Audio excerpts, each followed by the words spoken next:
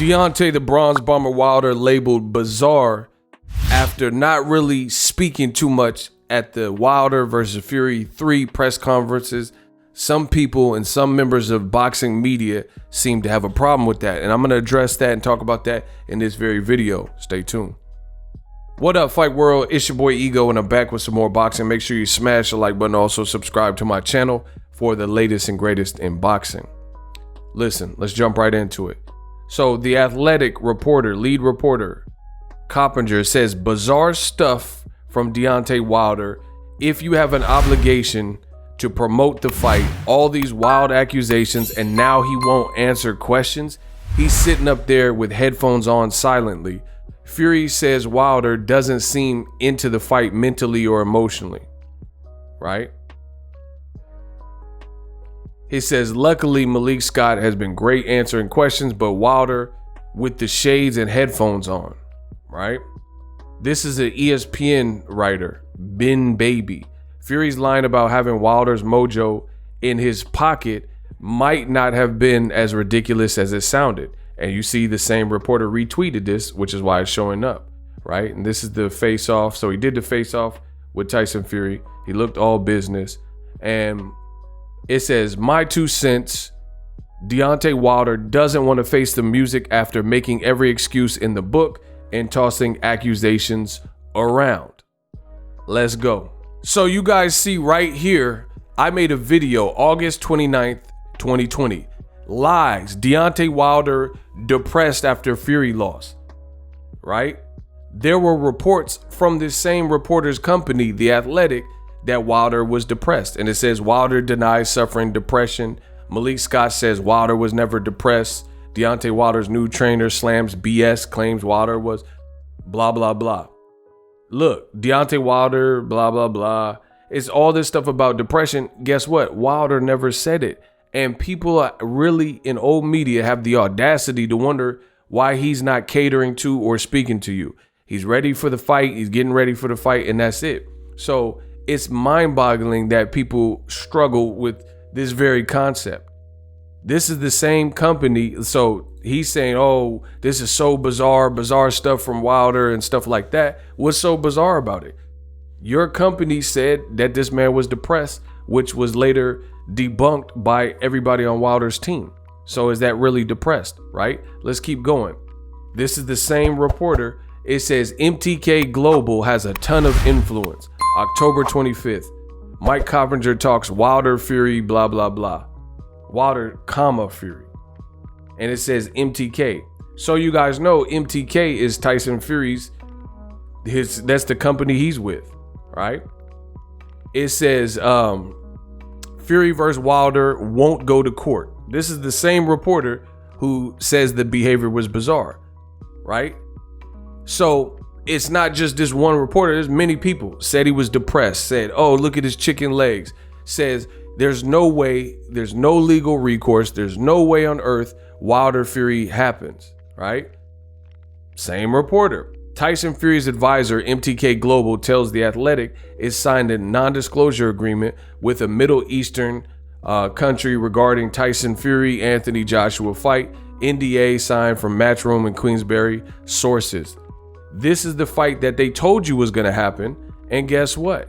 It's not happening. This is that same reporter on May 16th put Tyson Fury and Anthony Joshua will clash for undisputed heavyweight championship of the world. So what's really bizarre? Let's get to the bottom. We as boxing fans, we got to decide where we want to spend our money. The Athletic, they have a subscription-based service. Their boxing their play page or whatever, they promoted Tyson Fury, said there was no legal recourse, and ushered in this whole idea of step aside money. They're charging you. Like me doing videos on YouTube, my information is accurate, right? I have a high accuracy rating, and this is YouTube for free. This is for free. The Athletic is charging you, and they're putting out articles saying Tyson Fury AJ will clash for the undisputed heavyweight title August 14th, which we now know is not the case, right? The sides agreed to a deal for the landmark fight. So once again, people are making this out to be something it doesn't need to be. People are saying, why wasn't Wilder talking to the media? Elie Seckbach got an interview, probably because he doesn't act like a dickhead. And, you know, he has a good relationship with fighters, right? Shout out to ES News. So I'm not surprised that Wilder, I told you, I predicted this. I'm not surprised Wilder had nothing to say to media or Tyson Fury. In addition, Wilder and myself believe that Tyson Fury did something underhanded and cheated in the fight. Some people, like this reporter, says, oh, Wilder can't cope with it, and, you know, my 2 cents. And this is a funny thing you guys got to ask yourself. How come all these reporters never say this to Wilder to his face? Like, go up to Wilder and make him talk. You know what I'm saying? I want to see how that plays out. I think that would be fun. People are like, oh, Wilder. And this is the other thing. I've seen a lot of old media. They're panicking. They're scared. Fury, he doesn't look like he's in the greatest shape. And they're panicking because Wilder looks laser focused. He wasn't smiling. He had nothing to say. His face looked real stoic, right? Fury, look at his body. Like, he just doesn't look in great shape. Said he's going to come in 300 pounds. Make Wilder talk. Go up to him and make him talk so we can see another To This Day video. I think that'll be fun, you know, because it's funny because a lot of reporters, and it's not even just now, they've always had a lot to say. Wilder has no legs. Wilder should take step aside money. Wilder's depressed. Wilder's this. Wilder's this. When Wilder was silent after the Fury loss, they made up lies about him. Said he was depressed, said he can't handle the loss. Then when he talks, they said he's making a bunch of excuses, even though there's still no explanation for why Tyson Fury's gloves were bending in one fight, unlaced, and why his gloves were looking like that in the second fight. But they say, oh, quit crying, you're making excuses, right? And now when Wilder's quiet, they act like a free media press conference that you choose to go to. You don't get paid for that. You know, you don't get paid directly through the company. It's like it's a privilege to be even credentialed to cover a fight, right? So Wilder doesn't have to talk. People are talking about, oh, he needs to talk to promote the fight. You don't got to do nothing. As a fighter, your obligation is to be prepared and fight your heart out. The fight hasn't happened, so we'll have to see how Wilder and Fury perform on fight night. But well, where does it say in the rule book that you have to promote and, you know, push and shove like the past? They've already given, it's a trilogy. The history, the story is already there. They've already given you 2 press conferences. Why did he got to do that? Like, what part of the game is that? People are scared. That's all there is to it. Fury's plans didn't work. Wilder has been the A-side in several past fights, including the first 2 Fury fights when he was the champion. He was the A-side. He promoted. He gave you promotion. He yelled at Fury. Now he don't have nothing to say. That's cool. Respect, salute to him. And now people are acting like this needs to be sold. The story's already sold. The fact that people feel Fury cheated, the fact that they already have 2 fights, the fact that they try to move on and scurry to a Joshua fight, the fight's already sold. And you see the MTK, and this is the same reporter that said MTK had a lot of power and influence in boxing or whatever, right? They've already promoted the fight. So you can tell we know what it is. We know why old media is angry. They're mad that their access is denied. So go talk to Fury. You know what I mean? This is the one you guys like when he's singing, when he's telling corny jokes. Y'all like Fury anyway. So I just don't get it. I don't get it. And especially if you condemn a man, say he don't have a chance, he has no legs, he making excuses.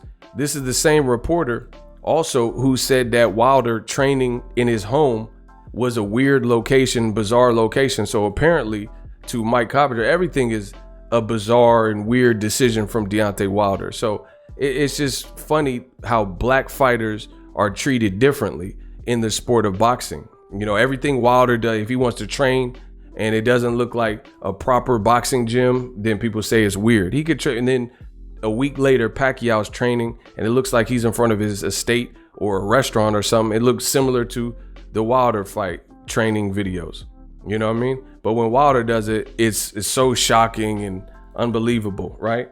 Here's another example. And Wilder talked about this with white privilege, right? Ronda Rousey got kicked in the head by Holly Holm viciously. And after that, she was going to fight Amanda Nunes. She told the UFC, another fighter she would lose to as well. You see the picture. So you have a Caucasian fighter in Ronda Rousey. She told the media and Dana White in the UFC that she was on a media blackout. She wasn't doing any media, right? Ronda Rousey breaks silence after UFC media blackout. You see? The question, Ronda Rousey's UFC media blackout. So she got kicked in the head and came off of a loss, a Caucasian white fighter, right? And Dana White explains Ronda Rousey's UFC 207 blackout, right? Holly Holm even had to weigh in on it and says Ronda Rousey's media blackout was a sign she wasn't mentally ready, right? And they said whatever they said about her, and she didn't do a media blackout. But the point I'm making is, or she did do a media blackout. The point I'm making is simple. How come people weren't outraged with Ronda Rousey? Wilder, no matter what he does, they act outraged. Me, I think Wilder, he's heard the commotion. He knows who's on his side. He knows, what he's up against. And he's just locked in, laser focused. And old media can't take it. They can't take it because they're really fearful of Tyson Fury. Again, he didn't look like he was in great shape. Tyson Fury, he wasn't, the master of ceremonies, and his jokes were falling flat. And you look at Wilder, he looked like he was on some murderous stuff. And now old media doesn't like it because Wilder looks extremely focused, and he's giving them a taste of their own medicine. So I salute Wilder being a strong black man in America and going against the grain and doing what's in his heart. Whether he talked or if he didn't talk, people hate. So you got to just do you. So I'm glad Wilder didn't talk. I predicted this in my past video. They've already built up the fight. I'm buying the fight whether Wilder had headphones on or not. So it's a great fight for boxing. It's for a title. Shut up. Take the fight as it is. It ain't no like circus where you got to juggle and, jump through flame hoops for the media. The media, you're just going there to film anyway and ask a couple of questions. Like a lot of the people in the media, they don't really build up the fights like your boy Ego anyway. Just continue to support the real CashApp $boxing Ego. I like Wilder's attitude. I think he means pain, and he's looking for pain. Again, the fight's already built up. We already know what to expect. The first two fights had action. So based on the temperament of Wilder and what Tyson Fury, they're saying he's a one-punch knockout artist. Let's see it. July 24th, we working.